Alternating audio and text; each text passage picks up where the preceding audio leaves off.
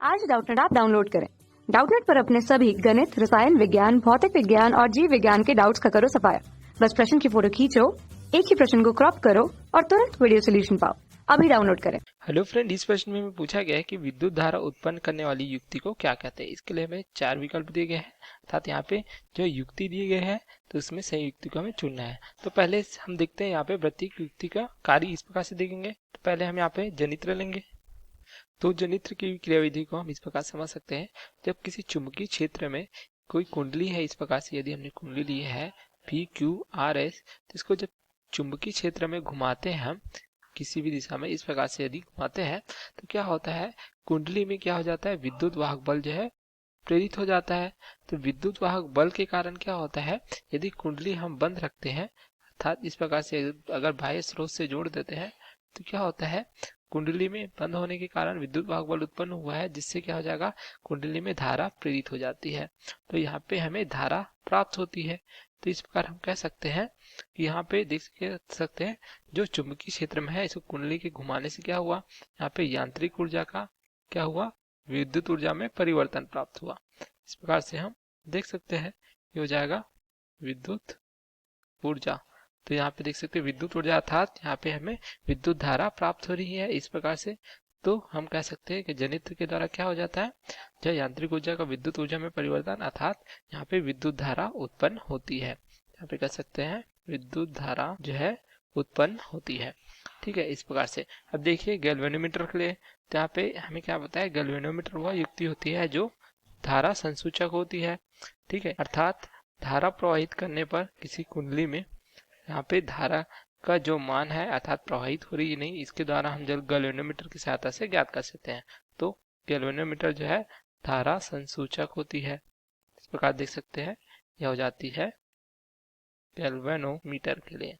अर्थात यदि कोई परिपथ है इस प्रकार से, ठीक है, यहाँ पे अब देखिए हम धारा प्रवाहित हो रही है अगर सेल के द्वारा, ठीक है, इस प्रकार से। तो यदि हमें धारा का मान यहाँ पे संसूचक दिखना है, अर्थात प्रवाहित हो रही कि नहीं, तो यहाँ पे अगर हम इस प्रकार से अगर धारामापी का उपयोग करेंगे परिपथ में, तो धारामापी की क्या हो जाती है, यहाँ पे जो सुई है वह विक्षेपित हो जाती है, अर्थात यह बताती है कि परिपथ में धारा प्रवाहित हो रही है। यदि हम जो है स्रोत को हटा देंगे तो धारामापी की जो सुई है वह विक्षेपित नहीं होगी, तो यह दर्शाती है कि कोई धारा प्रवाहित नहीं हो रही है।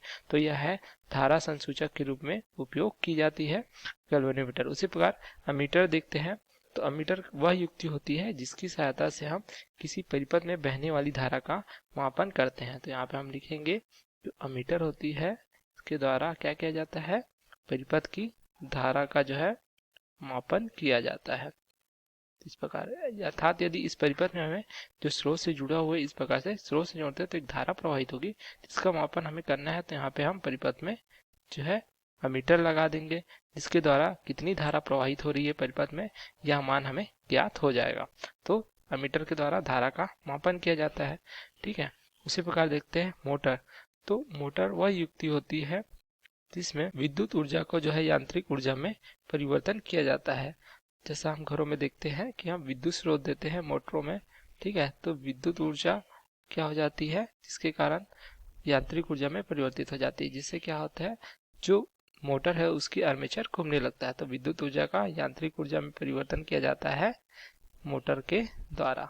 तो देखिए हमारे प्रश्न में क्या पूछा गया था, हमें यह पूछा गया था कि विद्युत धारा उत्पन्न करने की युक्ति कौन सी है। तो इस प्रकार देख सकते हैं मोटर के द्वारा विद्युत ऊर्जा का यांत्रिक ऊर्जा में परिवर्तन होता है, तो यह गलत विकल्प हो जाएगा। अमीटर के द्वारा धारा उत्पन्न ही नहीं किया जाता, इसके द्वारा धारा का मापन किया जाता है। उसी प्रकार देख सकते हैं जो गैल्वेनोमीटर होती है उसके द्वारा परिपथ में प्रवाहित धारा को बताती है, अर्थात परिपथ में धारा प्रवाहित हो रही है या नहीं यह बताती है। उसी प्रकार देख सकते हैं जो जनित्र होती है उसके द्वारा यांत्रिक ऊर्जा का विद्युत ऊर्जा में परिवर्तन होता है, अर्थात विद्युत धारा हमें प्राप्त होती है। अर्थात विद्युत धारा उत्पन्न करने की युक्ति में क्या प्राप्त हो जाती है, यह जनित्र प्राप्त हो जाती है। Okay, thank you. कक्षा 6 से 12वीं से लेकर नीट, IIT, JEE वो एडवांस के लेवल तक 1 करोड़ से ज्यादा छात्रों का भरोसा। आज ही डाउनलोड करें डाउटनेट ऐप या व्हाट्सएप करें अपने सारे डाउट्स 8400 400 400 पर।